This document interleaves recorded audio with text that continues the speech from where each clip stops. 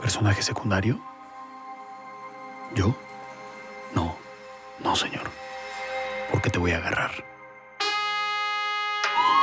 Han pasado solo 3 años desde el fin de la Segunda Guerra Mundial. Y aquí está a punto de empezar una persecución fabulosa. Con ustedes, el poeta Pablo Neruda. Puedo escribir los versos más tristes esta noche.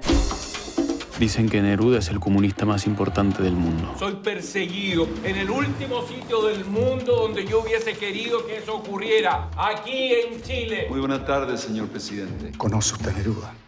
No, yo no. Sí, señor. Atrápelo y humíllelo. Vamos a pasar a la clandestinidad.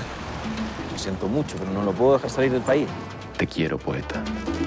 Te quiero. No te imaginas cuánto te quiero. ¿Dónde estará? No sabemos. Me voy a convertir en su peor pesadilla. ¿Querés que te encuentren? Me gustaría sentirlos más cerca. Tiene que estar en alguna parte. Tienes razón. En esta ficción todos giramos alrededor del protagonista. Tiene un principal y un secundario. Lo que pasa es que usted quiere un escape grandioso.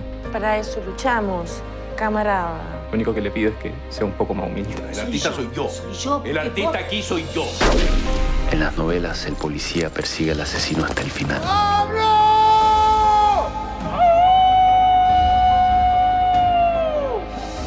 Quiero ser testigo de tu muerte. Y voy a ser personaje principal. Esto tiene que ser una cacería salvaje.